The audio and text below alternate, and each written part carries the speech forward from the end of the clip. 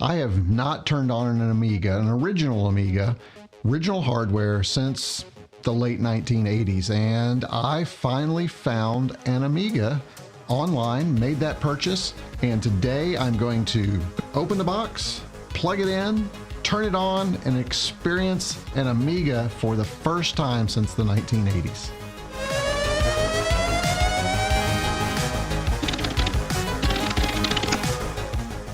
Let me give you my history with the Amiga. I've told you my history with Commodore 8-bit machines, and I am a Commodore 8-bit machine aficionado. That's where my heart is. But at some point along the way, I had to move from my Commodore 128 to an Amiga 500. And I used that Amiga 500 for several years. It was kind of at the tail end of my college experience, so I was using it for some reports. And I mentioned how I used a C128 with GEOS, and I saw the Amiga 500 as that upgrade I needed to get me through the rest of college. Turns out that Amiga 500 really meant a lot to me in another career, which was my military career. While I was in college, I took a break, went to my officer basic course at Fort Knox, went to the armor school. What kind of training, son? Army training, sir! Army training, sir! And I was the only one to show up in my class with a computer, the Amiga 500.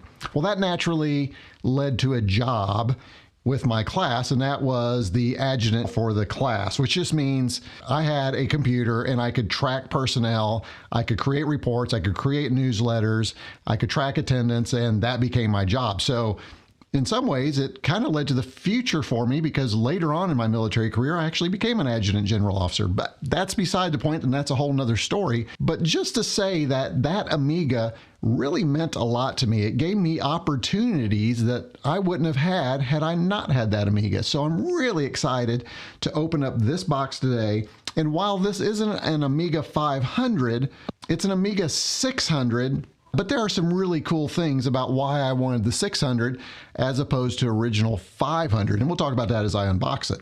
So where did I get this computer? Well, I was browsing one of my favorite computer retailers.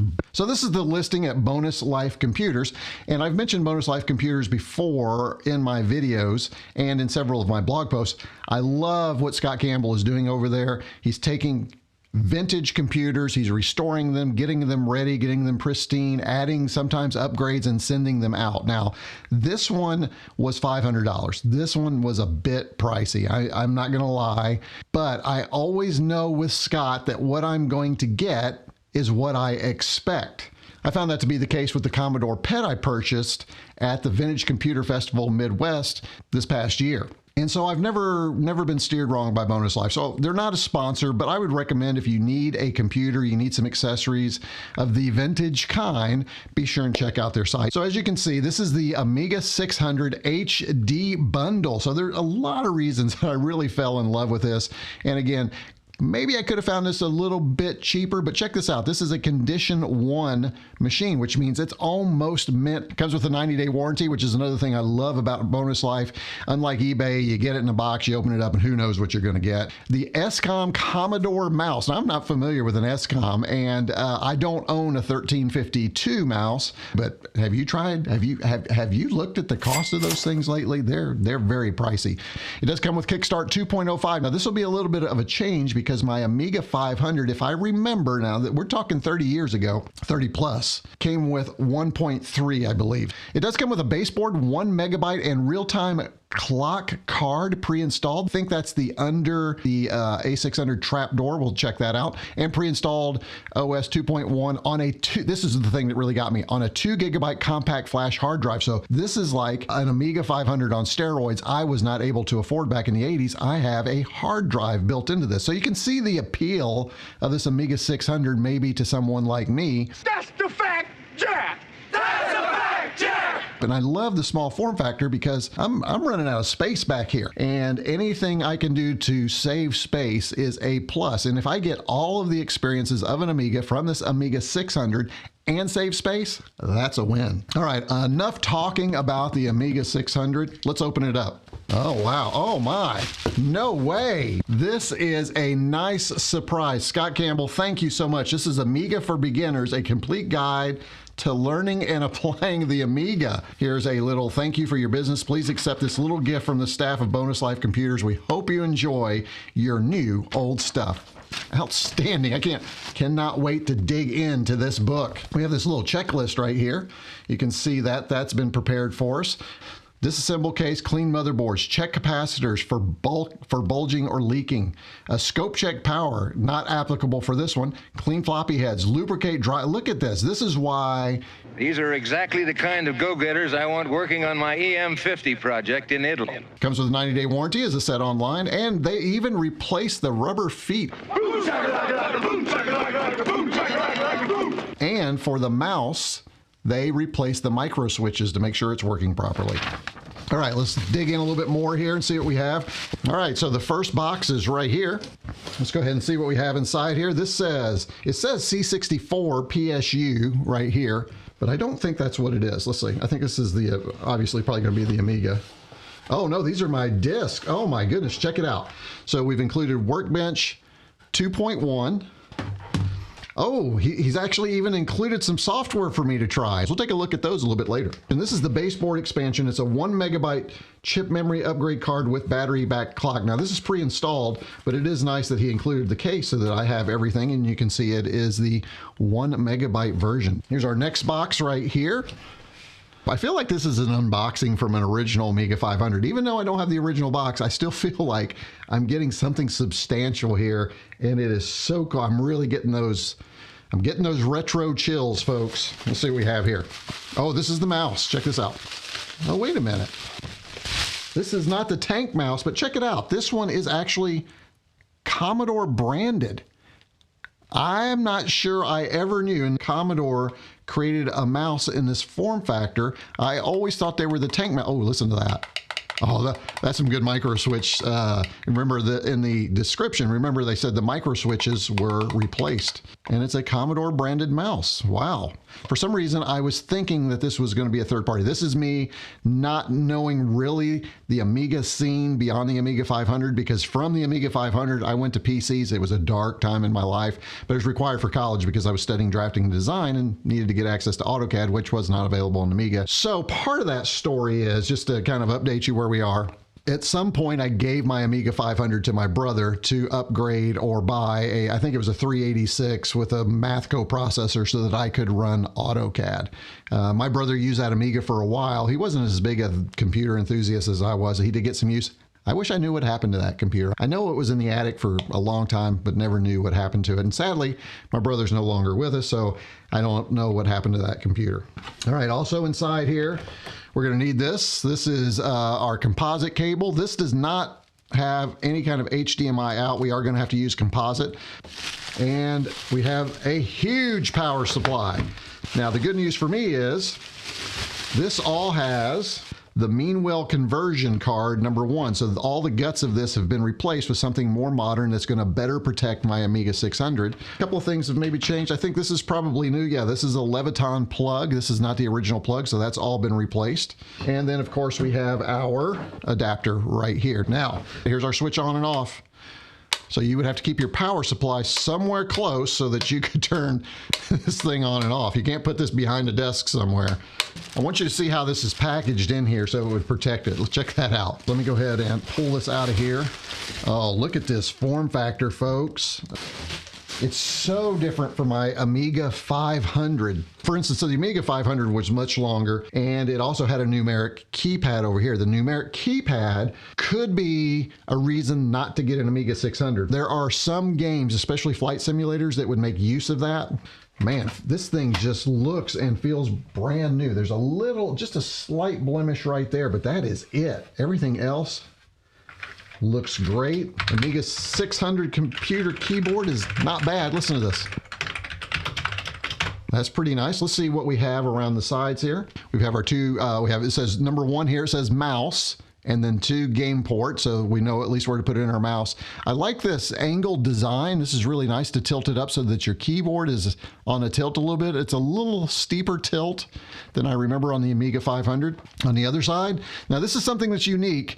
This is a PCMCIA slot. Let's see what we have on the back here. Here are all of our ports. Disk drive here. We obviously won't be needing that because we have an internal hard drive. Serial port here. Parallel port here.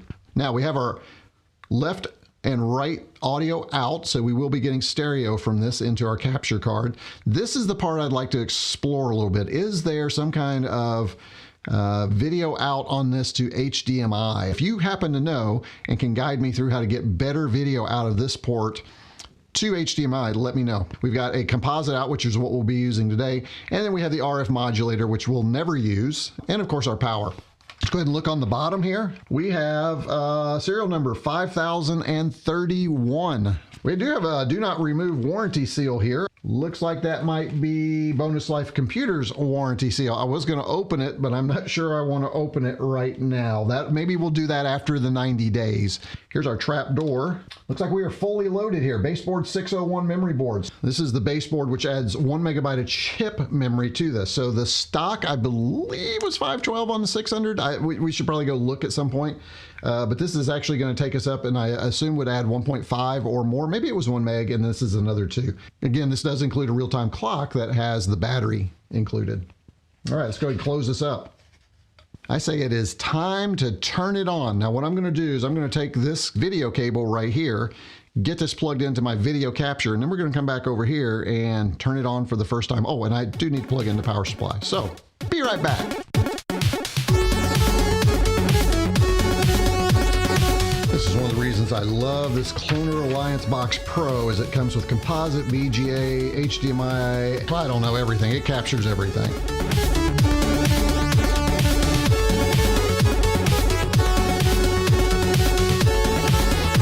Bet the value on this is a lot less than a tank mouse, $13.52. But how cool is it that this is included from Bonus Life Computer? That's kind of important. You gotta have a mouse in order for the Amiga 600 to work, so take whatever mouse I get.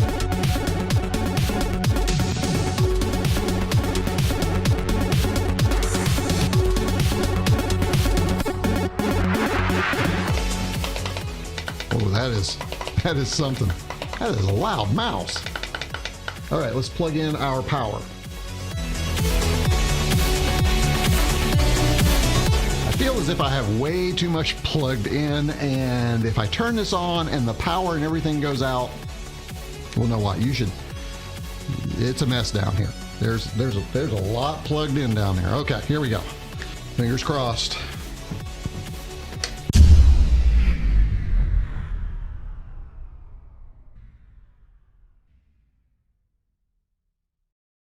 We have power lights.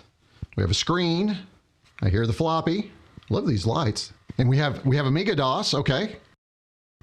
The Undertakers, okay, play the game. This is kind of inconvenient. Your plugs for the mouse and the joystick are here, which is where you want a mouse. That's not the best. I would have preferred maybe those were on the left or on the back, but that's okay. Oh, just hit the mouse, there we go. Love that this is running off of the floppy. Listen to that, isn't that great? MicroProse simulation software.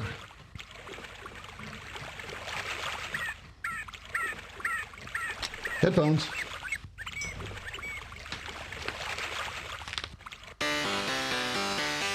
Oh, it's Pirates. Okay, so let's talk about the video. The audio is obviously perfect. It's coming out of, right and left channel, so that's great. Video on the composite, at least through my capture card, is not bad at all. This is pretty good. I can start a new career. Oh, we can use our cursor keys here. I can start a new career, continue a save game. This is pretty nice. Let's go ahead and start a new career. We're not going to spend a lot of time in here. We're just going to fire this up to see what it looks like. And then we need to see if we can get back to Workbench, which is probably going to be me just removing the floppy disk and booting up would be my guess. What is your family name? Well, of course, it's retroCombs, right? What else would it be? And I'm an apprentice for sure. I'm already digging this. This is so much fun. I'm going to have skill. I'm an alarmer officer, so I'm going to say gunnery.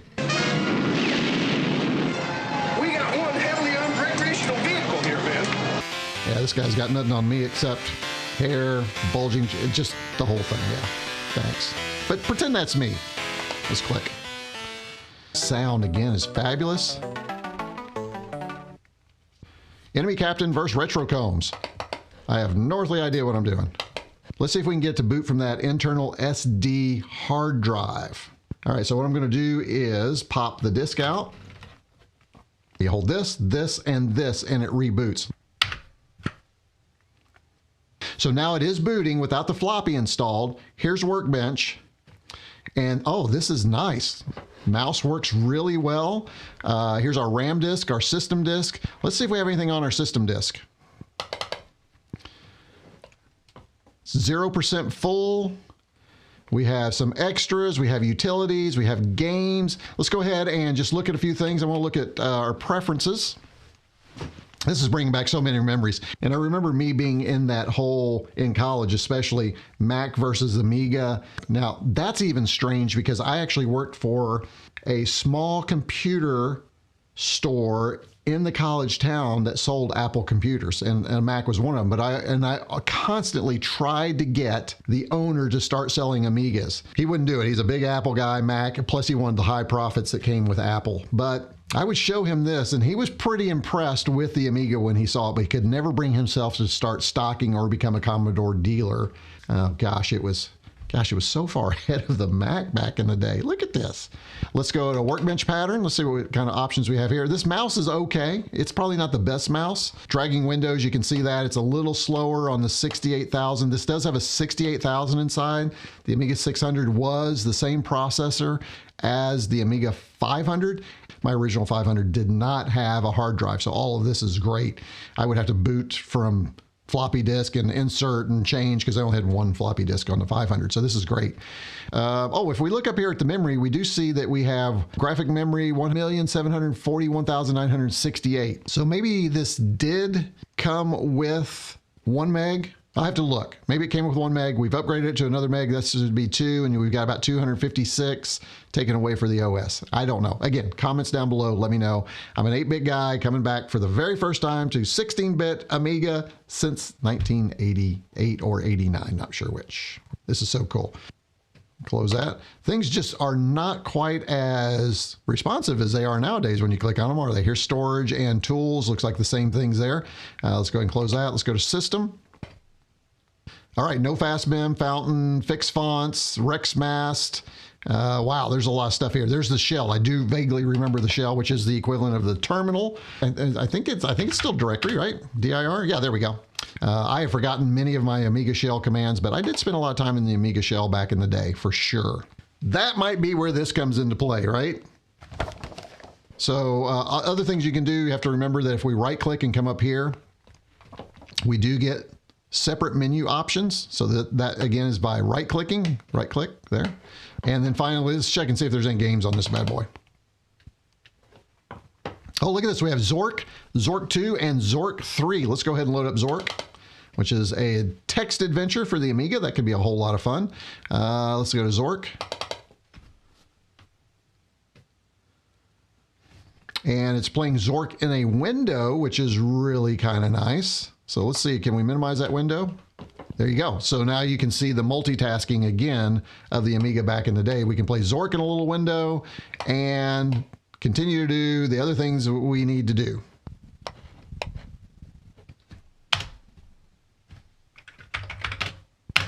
And we just left the game. So I don't know if you can hear, the floppy disk continues to click. And so what we want to do is just pop in a disk, and that should stop that clicking. And there we go.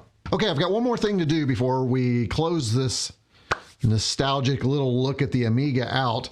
I mentioned this mouse right here that was included, but I'm really curious, can we get the tank mouse right here working? Because this is more like the original mouse that would have come with an Amiga. Look at that beauty. This was a Kickstarter, of course.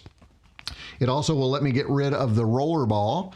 The other thing I like about it is this is wireless when you plug in your wireless adapter. Let's see if we can get this to work. I have my handy dandy instructions right here. We are going to plug in our USB transmitter receiver. Actually, this would be the receiver right there. It looks like we need some batteries. Let me go grab some batteries. All right, let's go ahead and put our cover back on. Okay, now with the batteries in, what we're going to do is we're going to set the mode here. It says power on your computer. Okay, power on the computer. Let me go ahead and plug this in. There we go.